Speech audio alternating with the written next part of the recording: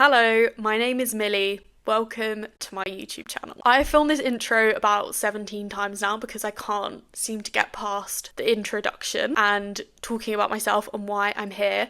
So I'm just going to keep it short and sweet, and hopefully we can actually get to the books because this is what I want to talk to you about today, what I read in December. But long story short, I've watched YouTube ever since I was early teens. I've always wanted to record videos and have done privately, but I've never really had the confidence to or kind of know what I'd talk about. I love reading, I love books, and I love books so much so that I quit my office job earlier this year to work in a bookshop. I've kind of reached peak reading as my personality. I already have a podcast with my best friend Amy where we talk majority about books, but I thought let's go one step further, reach reading as my personality final boss, and start a booktube. So this is what I'm doing. That's kind of all you need to know, I guess. It's absolutely Baltic in London right now. It's like 1 degree outside and my flat is so cold, hence the gilet. I have my mug of tea here in my cat person mug, which I got from my sister for Christmas, and you can see my microphone. I'm recording on photo booth using an iPhone. The light is dwindling. It's 10 to 4, so we gotta keep momentum up because I'm slowly losing the light, and I just want to get this recorded. So I want to talk to you today about what I read in December. This is the pile of books that I read in December. I read 8 physical books and 1 audiobook. Now, my reading for 2025 was very here, there and everywhere. I read, wait for it, 100 books, which is quite incredible. And I was talking about this in our podcast earlier. I just kind of read so voraciously. I would read whatever fell into my lap. And that meant that I read a lot of stuff that I didn't love, a lot of new stuff. And I had a real year of exploring reading. And going into 2026, I think I want to be a little bit more curated about what I'm picking up. But December was a really good month for me for reading. It was my first month of working in the bookshop. So that meant that I was coming across texts that I really wanted to read, more newer releases. I've got 4 hardbacks in this pile, and I actually can't remember the last time I read a hardback book. So the fact that I've got 4 for December is actually kind of crazy. I had a really, really good month, and I've got 2 5 stars out of this pile. And to give you a bit of context, out of the 100 books I read in 2025, I only rated 16 5 stars. So I'm quite picky with my 5 stars. And the way that I usually do my ranking is that to get 5 stars from me, it has to really move me emotionally in some way.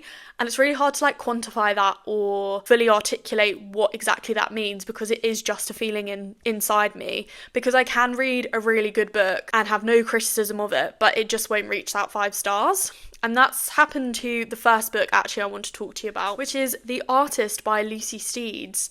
Now, I absolutely loved this book. It got 4.5 stars from me, but it just didn't tip into the 5-star realm. But this was published this year. It won the Waterstones debut prize for fiction and also Waterstones Book of the Year.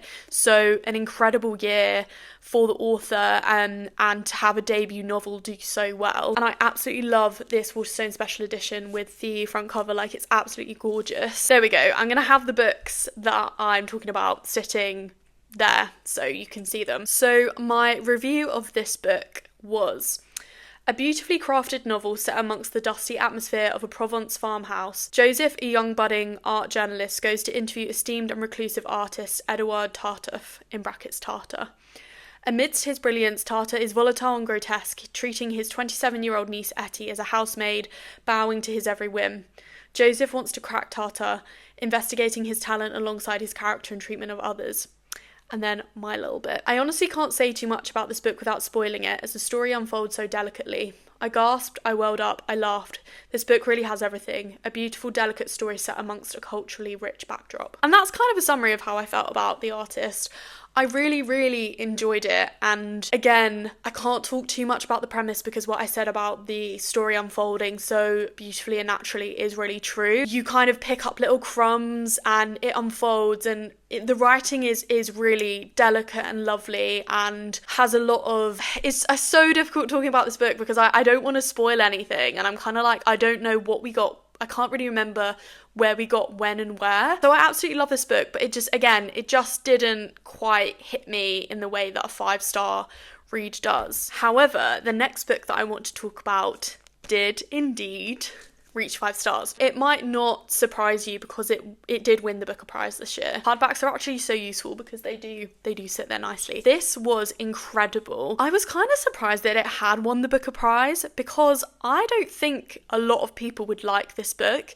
The prose and the writing is very, very stripped back, very simple, but that's what makes it brilliant. And I think because I read a lot, I can appreciate when a very stripped back prose is so well done to the point where it adds to the story. So in Flesh, it's basically a character study. We follow Istvan through growing up in Hungary in the beginning of the book, and this isn't really a spoiler. He has an affair as a teenager with his older neighbour, and how that is kind of just like the starting event for future things that happen in his life. And I just thought this was so clever in the way that kind of one thing leads to another, and I love a story that jumps throughout time, and this book did. Every chapter usually moves a few years. Sometimes they're closer together, sometimes they're further apart. It was just a brilliant study of a man's life, and I absolutely ate this one up. I just wanted to read a quick quote from 317. There's something terrible about the way normality asserts itself, about the way that summer insists on happening, about the way the chestnuts blossom and Wimbledon takes place. That's just an example of the simplicity of the writing and how the story's so compelling, like you really want to find out what's happened to this character. So if you love a character study, I would so recommend Flesh, like incredible. So the only audiobook that I listened to this month was The Secret Lives of Booksellers and Librarians, True Stories of the Magic of Reading by James Patterson and Matt Eversman.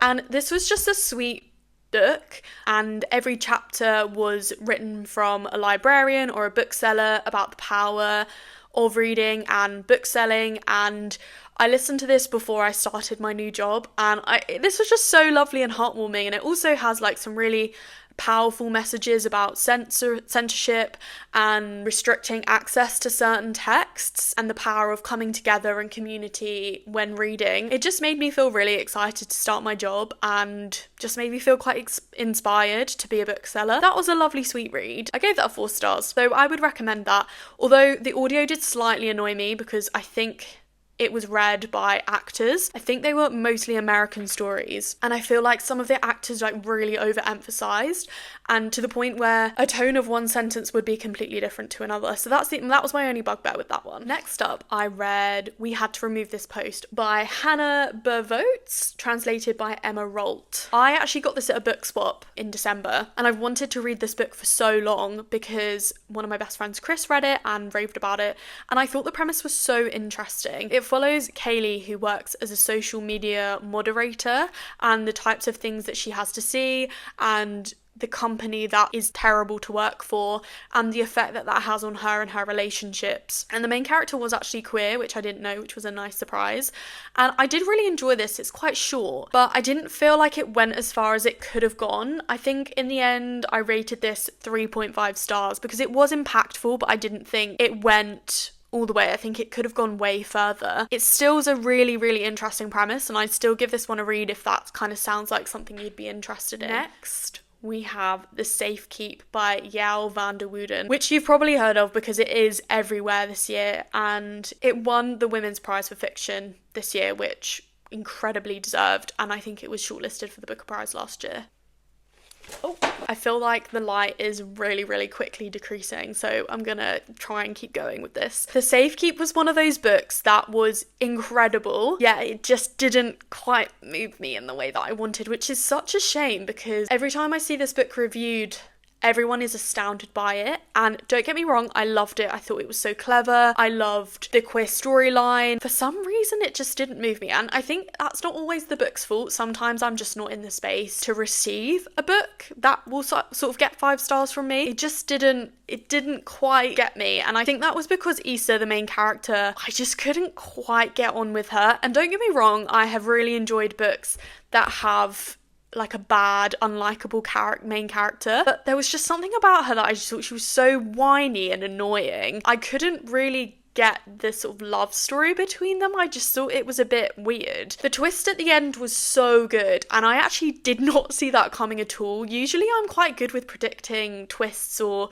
things about to happen, but with this one I really had no idea. It was like a punch. I wish that had come slightly earlier and there was maybe more of a repercussion. If you've read it, you'll know what I'm talking about. I think this is 100% worth reading because it's such a beautiful story and it's such an important story as well. It's set in the Netherlands. You have the main protagonist, Isabel. She lives in a house that she grew up in. It's set just after the Second World War. Her two brothers let her live in the house even though she has no claim to the house, apart from the fact that she grew up in it. She meets her brother's girlfriend, Eva, and Eva ends up moving into the house with Isabel for a few weeks, and it's about their unfolding relationship. It's so interesting.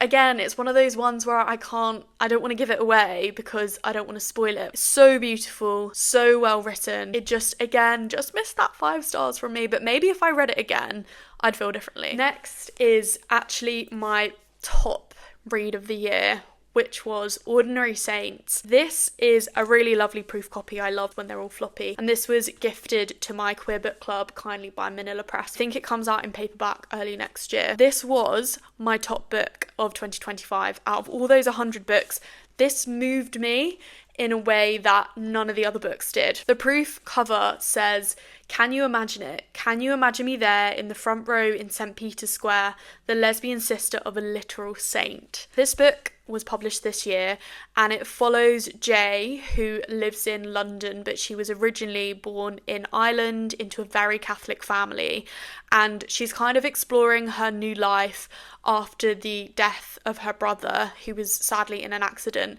And her brother was actually training to be a priest. He'd moved to the Vatican and he ended up getting into an accident. Years later, the Catholic Church contacted her because they want to start the process of canonizing her brother, so creating him into a saint. The whole book really is an exploration into grief, queer identity, religion, familial relationships, repressed emotions. It's fantastic. It's such a good study on growing up religious and then coming out as queer, and also how grief impacts your life. And I was saying in the podcast earlier when I was talking about my top reads of this year that my 5 top reads all have a heavy theme of grief, and I don't really know why I was really attracted to books that had that as a main theme this year, but it really was the main theme throughout all my top reads. I just loved this book so much. One chapter in particular, I think it's chapter 18, which is an entire chapter dedicated to Jay and her dad having this reckoning. It's so brilliant. I remember having to stop reading after I finished that chapter and just sit for a minute because the scene was so brilliant. As a screenwriter,